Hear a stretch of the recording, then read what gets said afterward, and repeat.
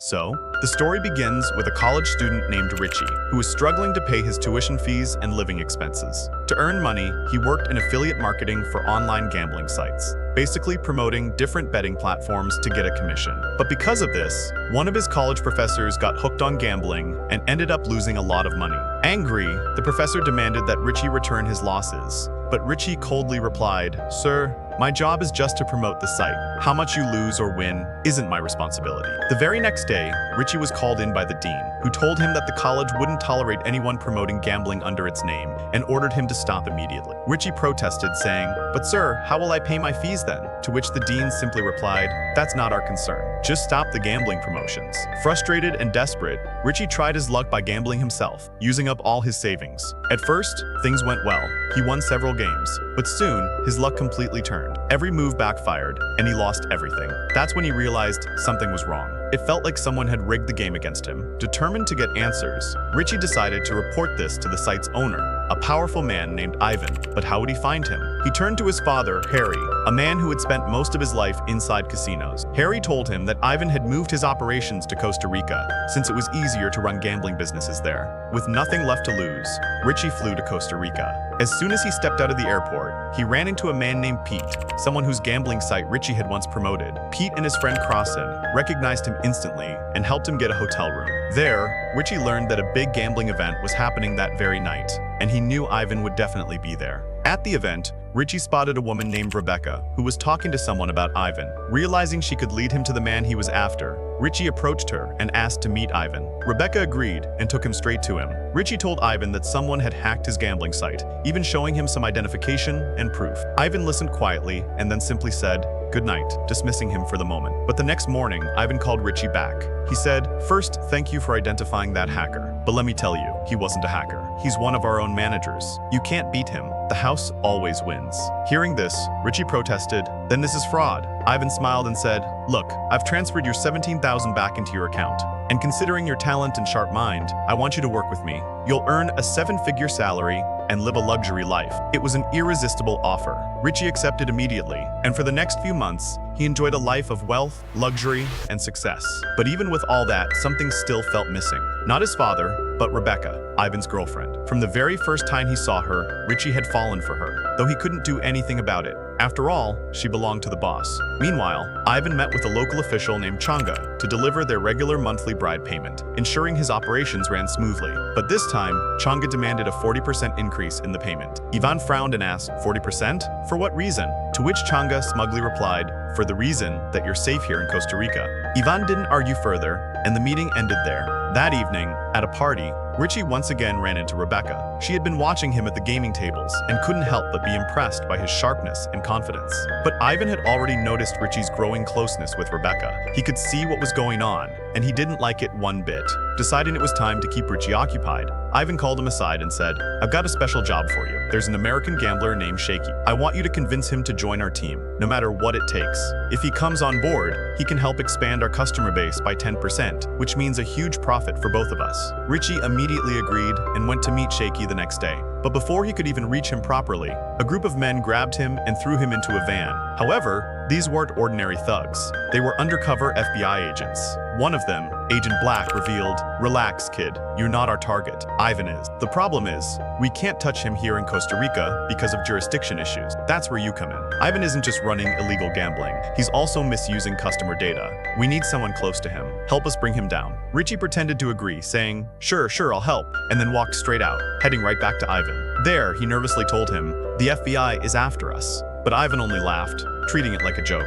"FBI? Don't make me laugh. They can't touch us here in Costa Rica. Focus on your job. Get that American gambler on board. That's what matters." So Richie did just that. He met Shaky again and tried convincing him to join the business. But Shaky refused outright, saying he didn't want to leave his pregnant wife behind. Richie, however, was under pressure to deliver results. The next day, when he met Shaky again, he decided to play dirty. He ordered some weed for Shaky, hoping he'd loosen up. And while Shaky was high and distracted, Richie secretly recorded a compromising video of him. Later, he showed Shaky the video and said, "Now, will you join us? Cornered and helpless, Shaky gave in and handed over a valuable data file that could boost Ivan's customer base by 10%. Ivan was thrilled when he saw the results. So thrilled, in fact, that he rewarded Richie with a stack of cash to celebrate. But Ivan didn't know what kind of celebration Richie had in mind, because that night, Richie partied with none other than Rebecca, Ivan's own girlfriend. Their so-called party quickly got out of hand. It was clear Rebecca liked Richie too, and during their intimate conversation, she confessed, "I wish I could leave Ivan, but if I do, he'll never let me live." Still, her feelings for Richie were real, which explained why she'd been so drawn to him lately. The next morning, Richie returned home from the wild night to find Pete and Crozin in a heated argument. Pete had just been caught and questioned by Agent Black, and now he wanted out. "I'm done, man. I'm leaving this business for good," Pete shouted. Richie tried calming him down, saying, "Relax, it's just a scare tactic, nothing serious." But Pete didn't listen. He packed up and left for his hometown, leaving the operation behind. A little while later, Ivan called Richie with another job. "There's a briefcase full of cash in the locker. Take it to Changa. It's time to make our monthly payment." Richie did as told and went to Changa's hideout, where the man was enjoying himself with his usual luxuries. Richie handed over the suitcase, but after counting the money, Changa's face darkened. Ivan hadn't sent the extra amount he'd demanded earlier. Furious, Changa stepped outside and ordered his men to beat Richie up. "Go tell your boss," he growled, "that if he ever sends short payment again, I won't be so polite." Bruised and bleeding, Richie returned to Ivan, demanding, "What the hell is going on? Why didn't you send the full payment?" Ivan just shrugged and said coolly, "So what? These things happen in our line of work. You're making this much money. Can't you handle a few punches?" That was the breaking point for Richie. Furious and humiliated, he decided to leave everything behind and return to the US.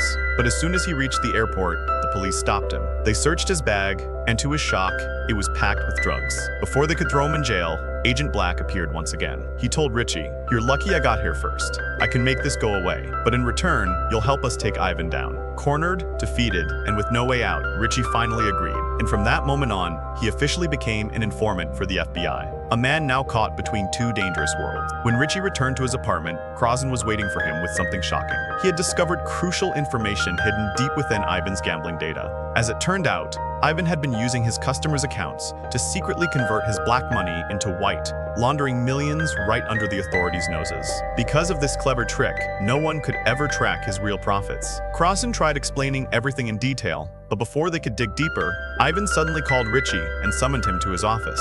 When Richie arrived, Ivan showed him CCTV footage from a casino, footage that revealed Richie's father, Harry, being caught using fake bills. The casino had fined Harry $87,000, but Ivan had quietly paid that fine and saved his life. Richie realized the cruel intent behind this. Ivan had done it not out of kindness, but to make sure Richie stayed under his control. Shaken, Richie immediately went to meet his father. Harry, disappointed and worried, told him, "Son, leave this gambling business. Go back to college before you ruin your life." But Richie, determined to fix everything, promised, "Dad, trust me, I'll make it right soon." From that point on, Richie began planning his next move. He started by secretly skimming a small amount of money from the cash-filled suitcases that were being sent as monthly bribes to Costa Rican officials. Around the same time, Crozin called him again, his voice trembling. "Richie, I found something even bigger. Another major scam hidden in Ivan's data." But when Richie rushed to Crozin's house, it was too late. The place was silent. Crozin was gone, likely killed on Ivan's orders. While Richie stood in shock, Rebecca appeared. Furious, he shouted at her,